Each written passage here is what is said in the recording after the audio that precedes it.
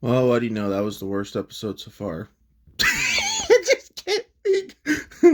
I'm not gonna start the video negative like that. How dare I? How dare I start the video negative like that? It was time for Daredevil episode 4 spoilers. In a way, yeah, it was the worst episode. No. um, I have to say though, the episode did go by fast too, though. Just it did feel like more of a setup episode. That's probably why I'd say it's the worst episode. But it was a good episode, no doubt. The episode starts off with all of White Tiger's belongings, and then Matt just gets all the belongings, I guess. His niece wants to see the White Tiger's niece wants to see the body. And then she has like a breakdown. Matt comforts her, so that's good. Um, and then yeah, we're getting more Vanessa and Fisk therapy sessions. But before that, his right hand man, who hooked him up with the reporter, that's the niece of the guy he killed. But yeah, they're at a party and Fisk's right hand man spills the beans. Yeah, he gives her some details that he's not supposed to. Something about garbage and recycling, a way of decreasing that, but it's bad because less jobs, right? I think that's what the whole meaning of that was. uh, this gets actually Fisk sounds more humane, but he says if you do that again. He gives him a warning. Whew, he got a dirt off my shoulder. He got a warning. Uh, um, like I said, this episode is just a lot of setup. We finally get to see Muse though in his costume. He's he's carrying a body. He's carrying a body. A body. Yep, he's carrying a body. I don't know why, but Muse for some reason looks like Deadpool from X-Men Origins to me for some reason. I don't know why I make that comparison, but I do. Yeah, Fisk and Vanessa therapy sessions. Therapy sessions, what do you know? They bring up Vanessa's love affair. Yeah. Adam. I Adam, yeah. I probably should have said this in the beginning, duh. If you didn't read the title, it's a spoiler review. Uh um bring up Adam, and I guess we get Vanessa backstory about her father leaving. That's how she felt when Fisk was gone visiting his niece. But yet, it's kind of strange because she had to. They don't bring it up at all. It's like, yeah, Fisk left to take care of his adopted daughter or whatever. Yeah, Echo, you know. But it's weird that they bring that up so many times, but they don't bring up the time when she had to leave the city. Yeah, like she was alone then too. Like, oh, they were alone. Yeah, it's just strange. Um, I'd rather feel alive than crashed down. That's another thing she says. And the nurse tries not the nurse, you know what I mean, the therapy lady that Daredevil is also dating. Uh, she decides to talk to Vanessa by herself. She's worried that Fisk is abusive to her. But yeah, they're like they don't know what happened to Adam. end of I'll tell you the end of the episode a little later. We get to see Adam. But yeah, let's get to the good stuff. Let's get to the Punisher stuff. All right, before we get to the Punisher stuff, we gotta talk about how he got there. He went back to where White Tiger got murdered, and he just followed a path that led to Frank Castle. But before he got there, he took an elevator. I don't know why the elevator looks reminds me of Moon Knight. It just does. uh, but yeah, he gets to Frank Castle, and yeah, they have a talk. He's like comparing Foggy's death to his wife and his kids. Frank, you are crazy. Comparing your death to Matt's. What? Oh yeah, the bullet has a Punisher logo on it too. Like I could feel your logo on a bullet. Okay. And he's like, that's some candy ass shit. uh can't be a hero and not murder the bad guys. No. Say his name. Say his name. It's eating at you. You can't even. Jeez, you can't even say his name. Frank says Foggy's name first, of course. Yeah, that was definitely a good scene. It sucks. It's probably gonna because I already heard that there's not very much Punisher in there. If this is the only scene we get, it was a good scene because this is the first time they've talked. This is the first time they've talked since Frank broke out of jail, if I remember right. He even calls him Red. It's like, duh, we already know Punisher knows who Daredevil is. uh, that was probably the best part of the episode. Yeah, there's some weird stuff that happens before then. Frickin'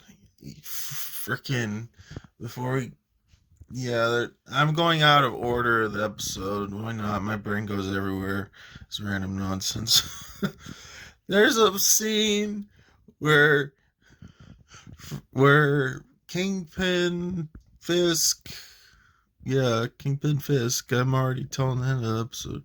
He's Kingpin again, but no, he he goes and sees some children and they're singing, "We built this city. Yeah, we built this city of rock." The people built the city.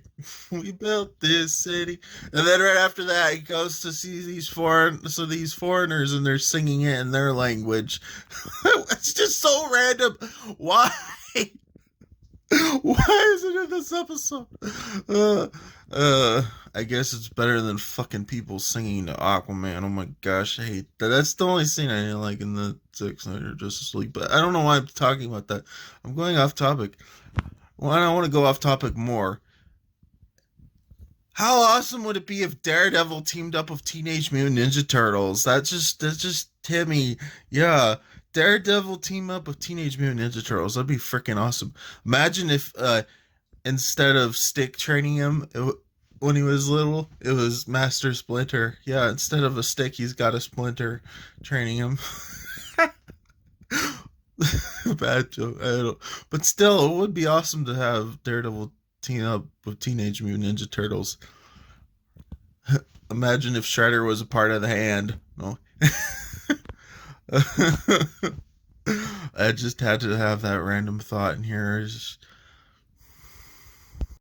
Yeah, there's also his therapist lady tells him to take this case of helping a guy who I don't know what crime he committed off the top of my head anymore, but freaking this therapist tells him to take this case, and this guy is like asking to be on probation, when he's already committed crimes before. But anyways, Matt goes and talks to this lady who's way hotter than his therapy lady, that's for sure. But she I swear, if this is another relationship that he gets, yeah, she's nice.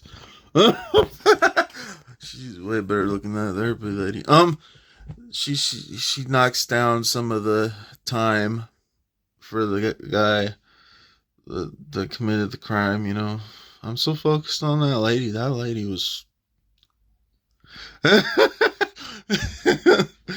But for real, she talking about knocking down a sentence, and he's like, and then Matt goes back and sees that guy, and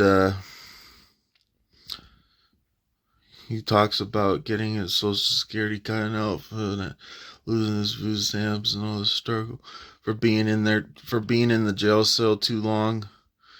That he might have that happen to him. Dang, that's real. It's crazy. Of course, after Matt leaves that guy, he runs into the bad cop again. Like I said, this is all before Frank Castle comes in too. But yeah, he runs into that cop, and the cop talks about he got his badge from his grandpa, I think. But yeah.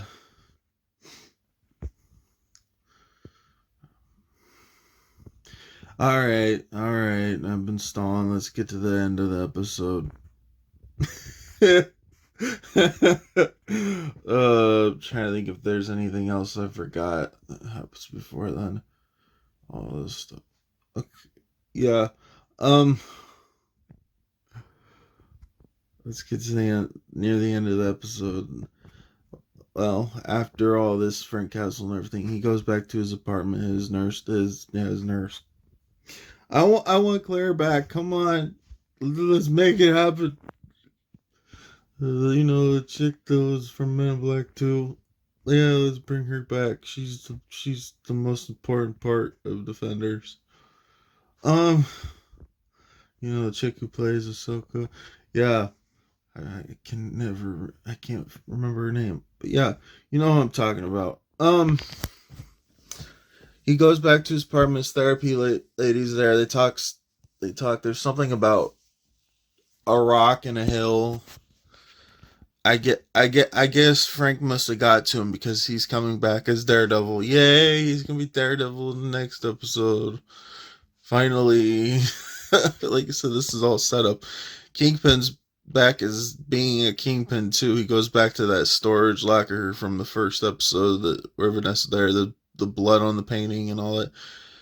Oh, I forgot to mention in the therapy, Vanessa talks about Adam, not Adam Warlock. No, she wasn't banging a Warlock. No. Guardians of the Galaxy 3, But, Adam, the way of his hands. He paints his artistry with his hands. What if he's a rock player? Because I swear that guy looks like the freaking Venom's neighbor. I swear he looks like Venom's neighbor to me. But yeah, Kingpin has him locked in a cell. His hands are beaten up, of course. But yeah, I'm not going in order of the end of the episode too. Fuck it.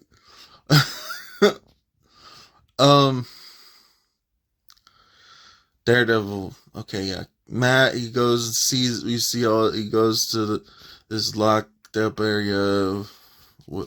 It's its own locked up closet area for his masks. We get to see all his masks. But no, he goes to the roof and he messes with his nunchucks. It turned out wrong. He messes with his nunchucks. Nunchucks. He practices with his nunchucks. But yeah, Frank got to him. That's for sure. He came back as Daredevil. Thank you, Punisher, for making Daredevil come back. Yeah,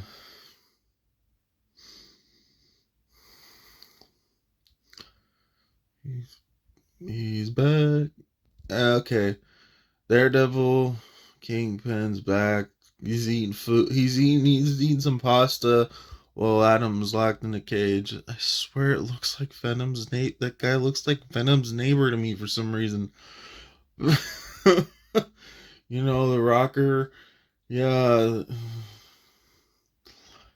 Maybe that's the artistry. He's not drawing. It's his hands with the guitar. No. um. What was the other thing? Okay. Yeah. Muse. Muse. The Muse. Not the rock band, but you know. Oh my gosh. Muse. What are you doing?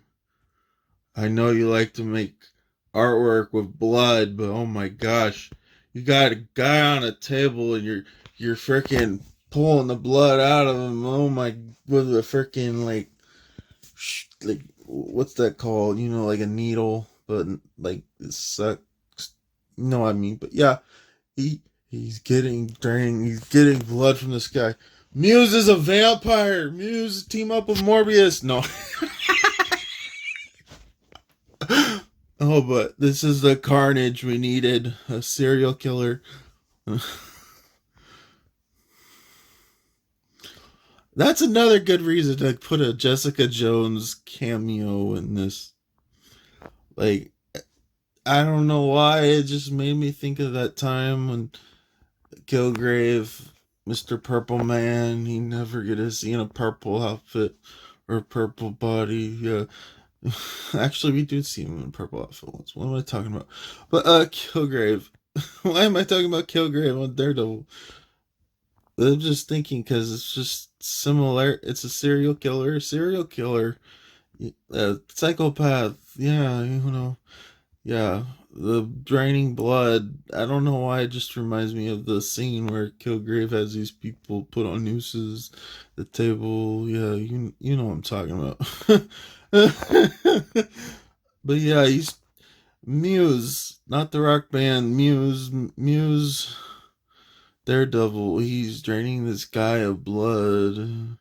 That's the post-credit scene, kind of a post-credit scene. But yeah, it's gonna be crazy next week. 2 freaking episodes. Uh, yeah. I guess that ends my review of episode 4. It was a great episode. The worst episode, but it's a great episode. It's a great episode because it's a great episode. It's Daredevil. You can never go wrong with Daredevil. But, it is a setup episode because he's back as Daredevil.